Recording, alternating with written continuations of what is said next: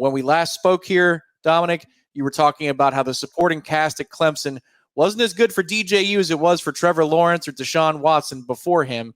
And now he goes west as he's going to learn a little bit more and be in a different offense. This is a very good player that's prepared to be a very good player at Florida State within that system. And his knowledge and ability to deal with multiple systems and multiple coordinators in the course of a short span is incredible. You see the processing speed. You see that no situation seems too big. The game we're going to look at is the UW. So you're talking about a team that played in the national championship game. This is a big time player that's ready for the big time at Florida State. And there's a lot to love, even if he's not JT. So let's take a look at a couple of those throws from the elements. This, again, of course, is Corvallis, Oregon, a little bit different than Clemson, South Carolina against Washington. But this was, looks like a Pac-12 Pacific Northwest weather special here, Dominic. Yeah, this is a big one, too. This is late in the season. So it's probably late October, maybe even November. You can see it's cold. What I love to see here is he's got complete grasp of what he's doing here. So he knows he wants to throw the comeback to the wide side of the field or to the right side. Offense is right. He's holding the defender, number 7, right there, because he thinks that that's probably the curl flat defender because number 4 is up on the line. So he's holding that number 7 from getting up underneath his throw. As soon as he flips, he realizes I got to put a layer on this ball. There's a guy there, and he drops an absolute dot. This is probably about 50 yards from him. It's 20 yards of distance, and you couldn't put this ball in a better spot. Now it ends up not being caught, but this is cutting through the wind. This ball is intercepted very often up in the Pacific Northwest. Just because you can't get through the elements there. It's so cold and it's so windy. You can't throw that ball with that sort of velocity. I'll show you guys from the wide.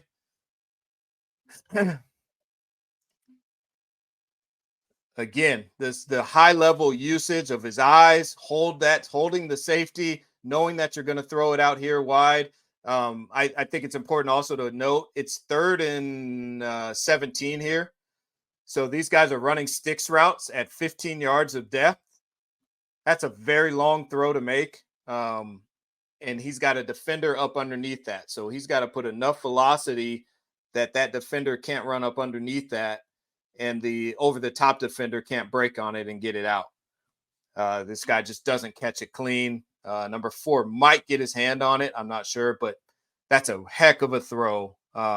Especially in those elements. You can really tell from that angle, too, how bad the weather is that day. You could see the glistening on the field of what they're fighting through there. That's and look at these guys here on the sideline with their full coats and the guys holding the sticks. I mean, look at these guys. You can see if you look at non-players, a lot of times that'll tell you a good message on how's it look. Everybody's got their hood on. Look at all these hoods. That'll tell you how cold it is a lot of times.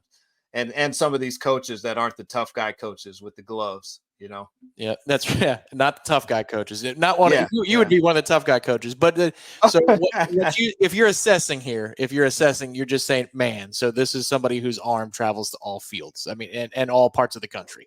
Yeah, he's never going to play in elements. At Florida State, you're never going to play in this element. I have a story about that, but I never played in any game that was ever this cold. I'll give you one though. I'll give you one. This is the rare exception. So they're making a road trip to Notre Dame in November. This is good for that, isn't it? This is great for that. This is probably mirrors that perfectly. Yeah. So this would be, it's good to have your quarterback be the guy that has dealt with it before.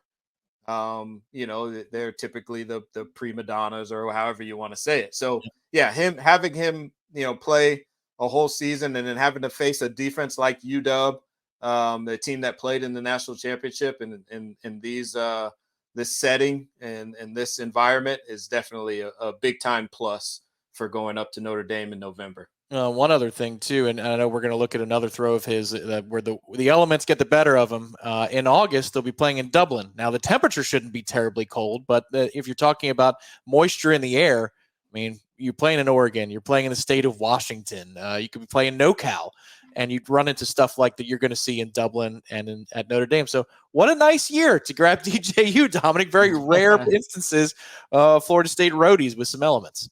Yeah, for sure. Especially considering who's normally at quarterback, the kid from usually a kid from Florida or Georgia or whatever. This is the one time you get a kid who's dealt with it for a full season. So that's definitely a plus. And here's another throw. This one is where the elements get the better of them.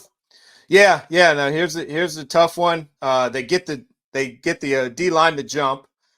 Good usage of, and this is another advantage of being under center. A lot of times you're closer to the, because you're under center, you're closer to the D line. You can use your cadence. He did that a lot in this game against UW. And, he gets the DBs or gets the defensive line to jump, decides to take a shot, and the ball just absolutely just dies. And you can see it a little bit better from the tight copy. He's trying to throw a deep ball here, and you can see just the wideout like, oh, what wow. the heck? Yeah, the ball lands almost on the numbers. The ball, halfway between the numbers and the hash or the numbers and the sideline, and the wideout almost has to stop and come back for it. That looks like something. You're a baseball guy. It looks like something you see in Wrigley Field, an infield fly, pop up to the third baseman. Yeah, I'll be honest. I came back and thought that his arm got hit, and you see it's just completely clean. But when I watched this, I swore somebody had to hit his arm or step on his foot, because this is definitely, like you said, this is like what you see on a pop-up in Chicago. Somehow the outfielder has to come back to come get it, and he's overrun it completely. So the last video with Clemson, we had groups of good throws, bad throws, but I mean, Dominic, you know this from assessing it as an offensive coach, defensive coach, offensive player, defensive player. Sometimes things live in the middle. Often things live in the middle, and here's a play where you see a little bit of good and a little bit of, I wish we did something different.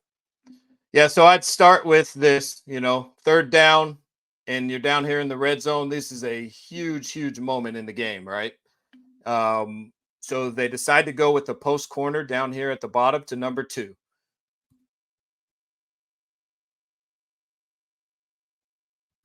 You can see as number 2 is coming out of his break, he is working back towards the pylon. He wants to come out flat, and that's what he's actually been coached to do.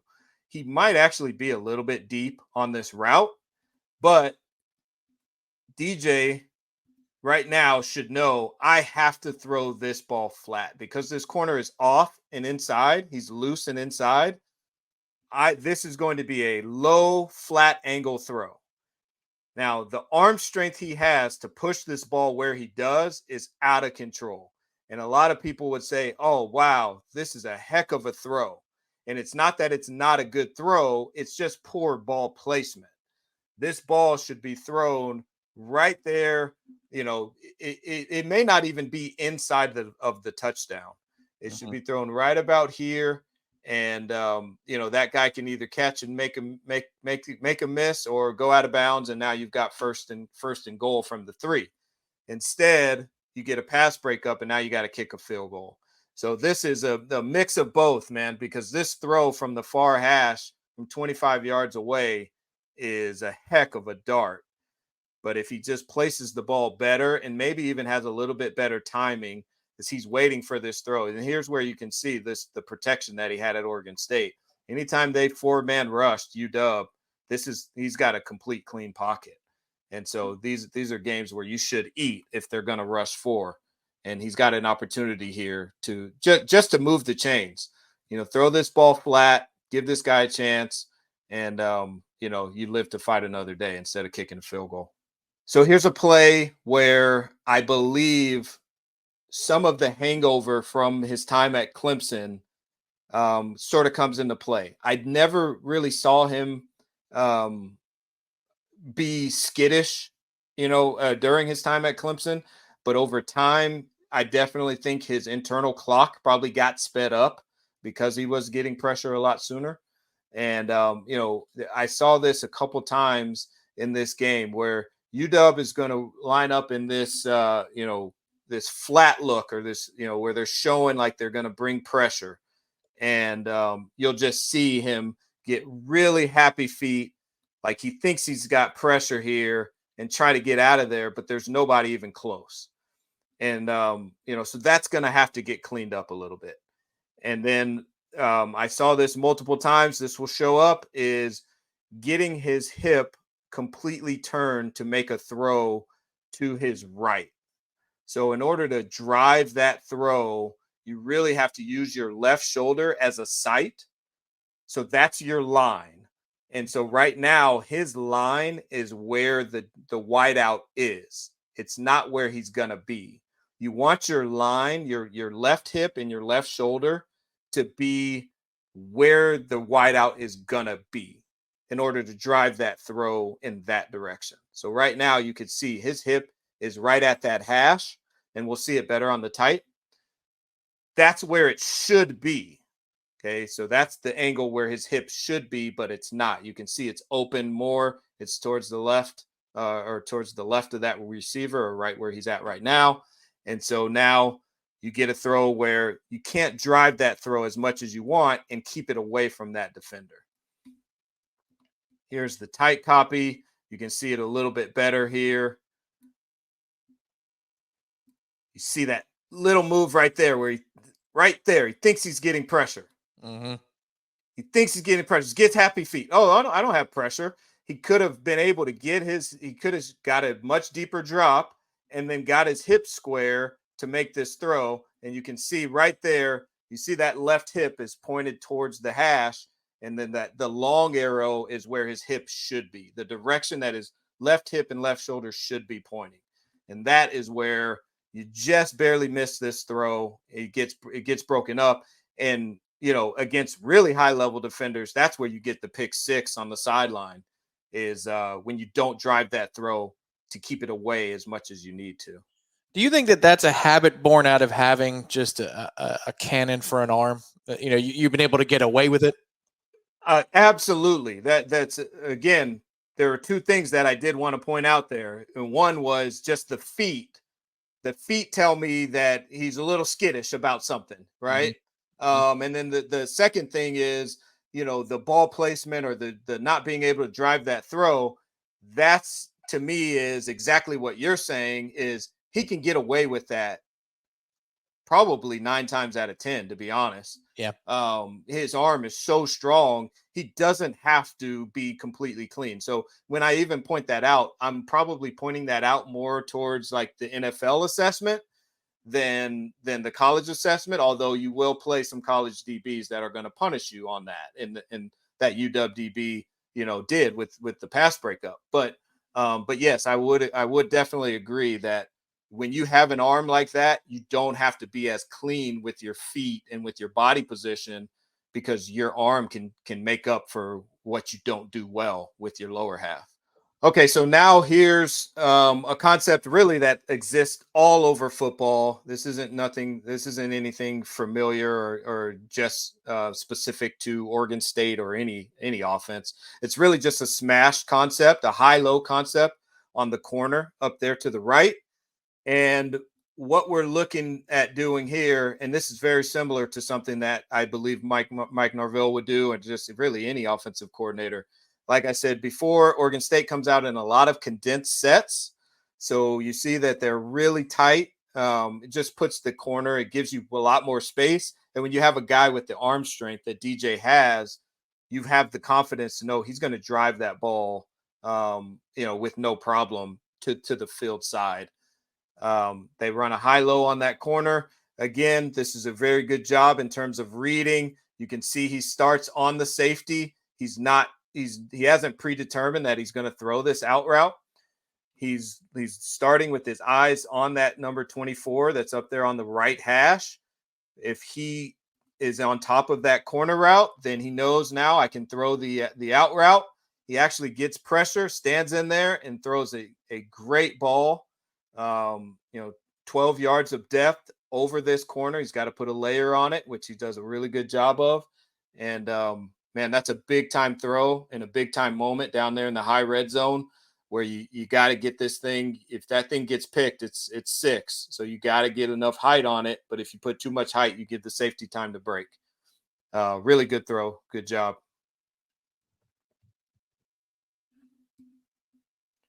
Here's the tight copy.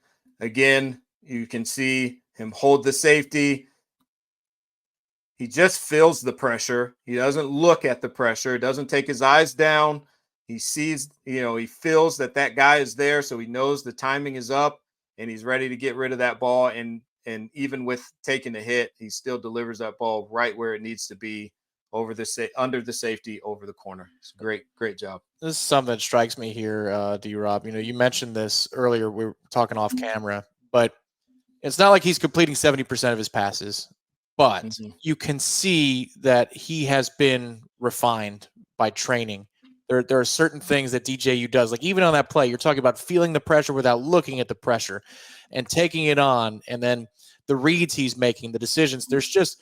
There's an aura of calm, and you mentioned this about Jordan Travis last year, where he's experiencing what it's like to be the guy for the first time on the fly at Florida State in a season with national championship or playoff aspirations. Whereas DJU has been experiencing these elements of the game his whole life. And you could kind of see that come through on plays like that. Oh, absolutely. I'm seeing it all over the tape. I'm seeing a guy that's been refined. I'm seeing a guy that's done a lot of work, in all areas. But you do see a level of comfortability in the drop back passing game that you didn't see with JT. I can see even when he's getting happy feet there, I can guarantee you he knew before he got to the sideline, he's probably telling coach, I got a little happy feet there. Like he already know he's been coached to do it. His clock is sped up. There's a lot that he does where you can see, okay, this guy knows he's very sharp in terms of the fundamentals that the quarterback play needs to have. And he executes it at a really high level. He's still a kid and he's still learning and growing. So there are some times where it's not as sharp as you probably need it to be or want it to be as a quarterback coach, but it's definitely, you can see he's got the foundation of a really, really strong passer in terms of the drop back passing game. And I think the media will probably tell you he's really good in the play action game and roll out and getting on the edge. And I'm not saying he's not that, but he's way more refined in the drop back passing game than he probably will get credit for. So here's a good example of, sort of where the refinement leaks a little bit, where, here's a dagger concept, which is a clear out by number 3, a sit route or, a hitch that's going to expand if there's a defender by number 2, and then a dig by number 1. You could also run dagger just with a clear out and a dig. But so here's what it looks like drawn up. What we're looking for here is there space between your underneath defender and your dig route? And if there is, then you're going to go ahead and throw that dig. If you feel like you can't get it in there, then you would throw your sit route. He goes to throw the sit route, but he never resets his feet. And maybe he feels the pressure a little bit. Maybe that's what I was saying earlier. It was like sort of that blowback from his time at Clemson where his clock is sped up. But for whatever reason, he doesn't get that hip and his left shoulder, his sight on the target where he's trying to throw the ball, and he misses, an easy completion. Now, the one reason why this is huge is this is a first down play in 2 minutes. I think there's like 40 seconds left. And so getting a completion here is big. You always want completions on first down to put yourself in a positive situation. He doesn't take it. He doesn't take the sit. He holds on to it a little bit long, which is fine if you're going to go ahead and deliver the ball to the dig. He chooses late to come back to the sit, and now he has pressure. But if he throws the dig, as you can see, this is a dig that's plenty of space, and if he gets that in there, you got yourself plenty of space to run also.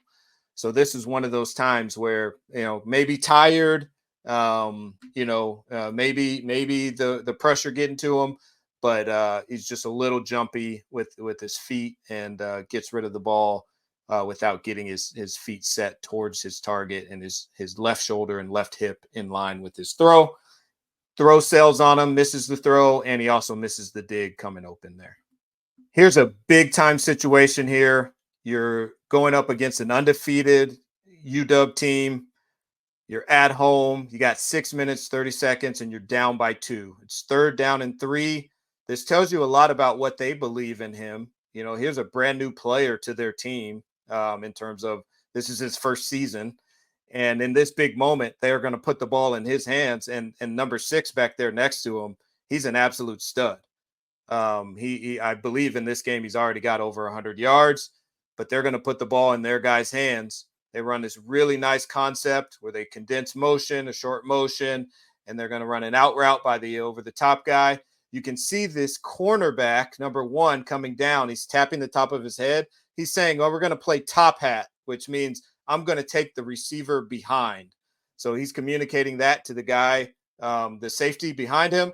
When he does that, now you know you're going to get the leverage to run the out there because you know he's not getting pressed. If he's not getting pressed, then you should have a free release and you should be able to throw the out. DJ knows it all the way. He's good, and he delivers just a majestic looking ball. This is really, really good quarterback play. It's on time, and it's where it's us or nobody there on a 3rd down, big time play. The reason I bring that up is they come back to this concept now. Again, it's 4th down now, and they're going to put the ball in his hands, and they're going to run the same play, but they're going to run it to the opposite side. Short motion. You see number 1, it's the same cornerback.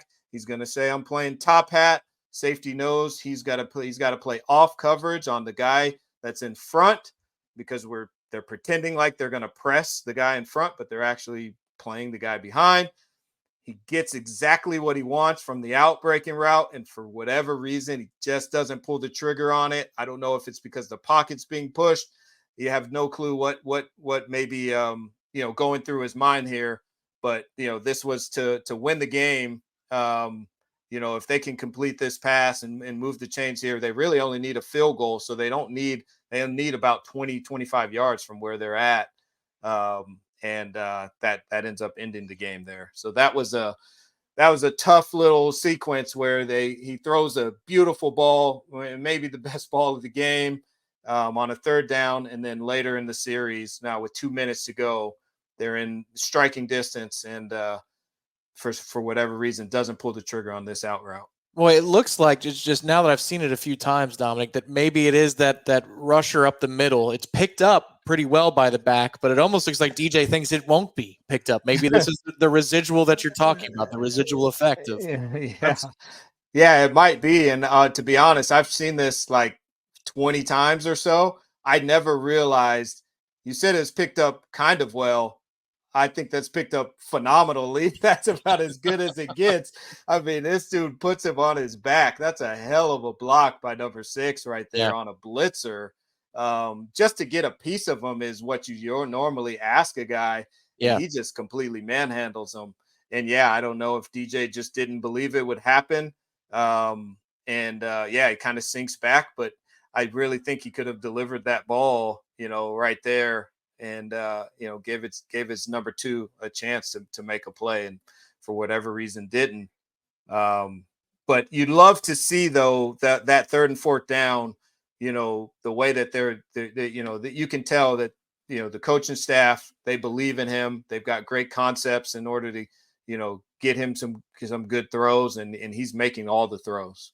Just for whatever reason didn't pull the trigger on that one. I know you've got some runs to show us here in a second, but you can tell too the processing, the pre-snap, because on the throw with the 6 minutes to go on 3rd down, he's watching, as you can see the communication between the members of the secondary, and it looks like he understands what they're signaling. I mean, you do, top hat, you know it just by tapping of the helmet. It's a predetermination, but that requires some serious football IQ on the fly to be able to do that and then be ready to go. He seems ready to get rid of the ball, which is probably something that Mike Norvell is going to be very excited to see this year.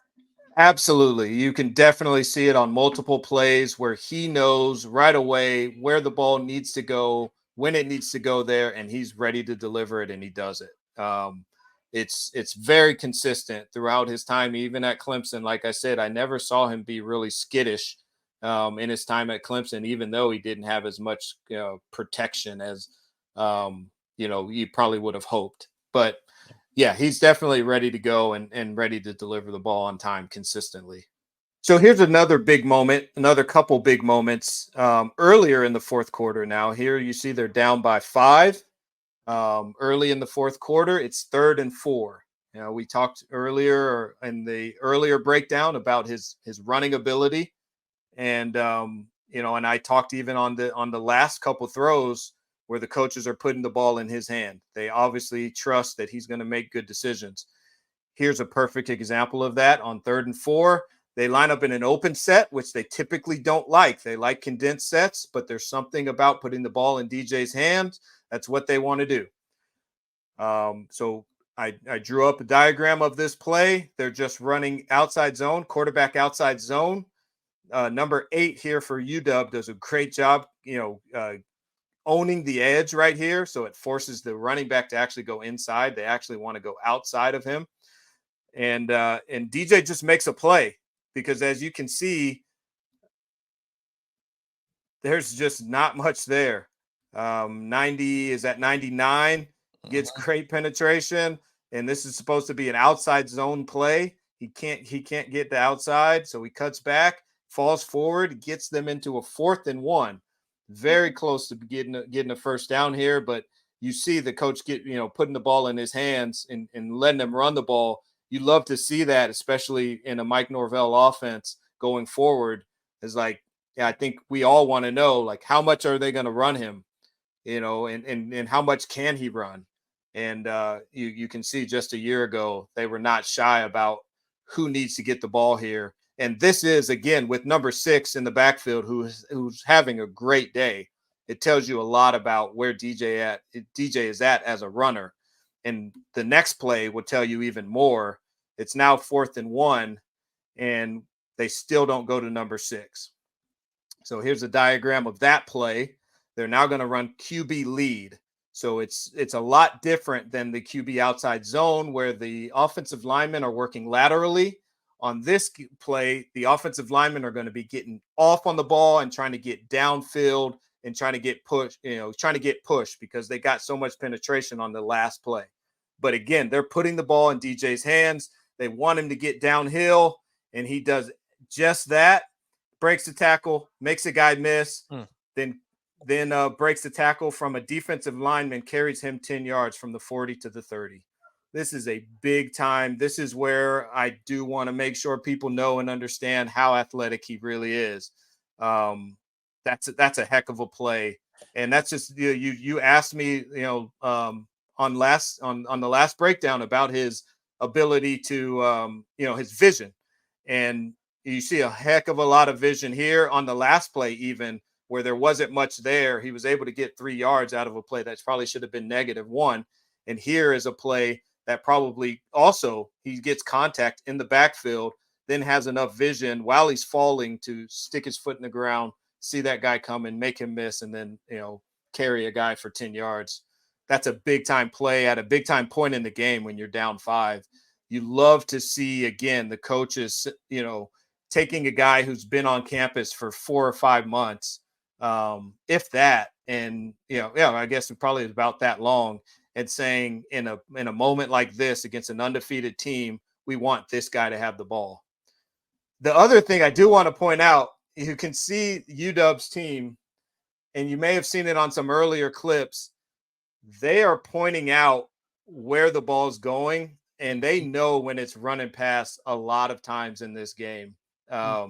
I noticed that a lot. The number 99 had a beat on what they were doing and was calling out runner pass a lot. But you could see here, they're all pointing right. They know that ball's going right, actually. And it doesn't matter because a dude is a dude, and he makes guys miss, and he does that. That's something. So there's a whole lot to unpack here. Like, number one, yeah, the vision that you're talking about. It reminds me. He looks a little bit better at it, but it reminds me, Dominic, of Jameis in the open field. Like, it looks lumbering, but Jameis had an idea of what he was doing with the ball in his hands. There's a great run against Oklahoma State in the season opener in 2014 where he makes 2 or 3 guys miss as he gets downfield. DJU, if he can get to the open field, has a little something for you to make somebody miss.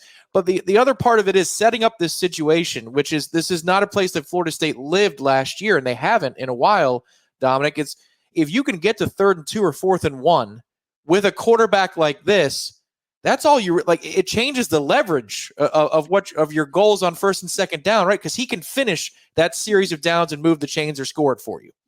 It's a big deal. It's a really big deal, man, because especially if there's an issue with that yards after catch that we talked about on the last deal, is you may be in more 3rd and 2s than you've been in the past. And, and so when you're in those, having a guy, an extra number in terms of if he can carry the ball, you have an extra number in terms of blockers also, which is what we saw in the last 2 plays that I just showed. Number 6, who's one of their best ball carriers, is obviously a heck of a blocker, as I showed on a clip earlier. That guy's now an extra blocker to your 6 or 5 or 6 other guys that you have blocking, and you have a guy carrying the ball who is going to fall forward because of his stature, 1, and his ability, 2, and then his vision, 3. So you're talking about, really putting yourself in an advantageous situation when you put the ball in his hands in the short yardage situation. I think you would feel really good about it. You either got a guy that's really shifty and he makes a guy miss an open space, or you've got a guy like him who has vision to cut in the right ways and right areas, and then has the stature, the size that he's not going to fall backwards ever. He's not going to get knocked back. So what do you make of it? And now that we're wrapping up, this is part 2 of DJU's journey, the final part. Now he's in Tallahassee. But what do you make of it, Dominic? Because after the Clemson experience, multiple years there, you said, look, it's not that he didn't play well enough. It's just that it wasn't exactly the same offensive program from Heisman Trophy caliber quarterbacks, first round draft picks that preceded DJU. What more did he learn at Oregon State? What did you see? What impressed you, or what takeaways do you have? I would say the biggest takeaway is, can this guy lead you to an ACC championship and potentially, playoff berth and all of that? You can see he checks all of those boxes. There's no reason to feel like, you're having this huge drop off from the last year or the last 2 years to this year. And that's probably the most exciting part. The other thing that I really wanted to know was, where's he at running the ball? Because I was at the Clemson game 2 years ago where he didn't run the ball effectively. And so I didn't know this year how well was he running the ball. And obviously we just showed, prove that the guy can tote it. He can do that. So, you knew he was going to make big time throws. I wanted to know where he was as a player, just in general, because I think the media is telling a story that he wasn't very good 2 years ago. And I think he was. I think he was good. I think he was a good player on a less than average team. And, and he, him being the quarterback, he had to wear that. And it seems like he did a phenomenal job, taking those lumps and then figuring I probably should leave here after the coordinator shuffle that he had to go through in 3 years. I believe he had 3 different coordinators from his redshirt year to his freshman year to his sophomore year. I think he had a different coordinator every time. And so it probably was time for a new scenery. And I think he chose the right spot, and it worked out well. It worked out well for us. And that's what's coming next here on Warchant TV. So this is part 2. He's got the segues down already, does Dominic Robinson. This was part 2 of DJU's journey. What we're going to watch in part 3, we're going to go through a 2-minute drive, play for play, with DJU, Dominic Robinson, breaking it down as we go through the drive. And then we're talking about how what he has done so far on film trends for good things for Florida State. It fits well what Mike Norvell is going to be asking of DJ Uiagalelei in Tallahassee. Thanks to Director Ben behind the scenes, Director Ben Spicer for cutting up the video. And of course, as always, to lead football analyst Dominic Robinson, I say thanks. Hopefully you enjoyed this video. Hit the thumbs up underneath, subscribe to the channel. It's absolutely free. And remember, come back for part 3, 2-minute drill, and then also how he fits at Florida State. We'll talk to you next time on Warchant TV.